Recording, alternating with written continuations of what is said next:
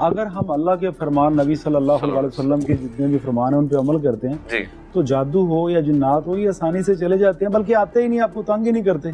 बिल्कुल ठीक है। अगर ये कोई भी किसी पे अगर जादू है, नबी अलैहिस्सलाम सल्लल्लाहु अलैहि वसल्लम ने फरमाया कि सुबह की नमाज के बाद और इशा की नमाज के बाद 3-3 मरतबा मुअज़्ज़तैन पढ़े, ठीक है।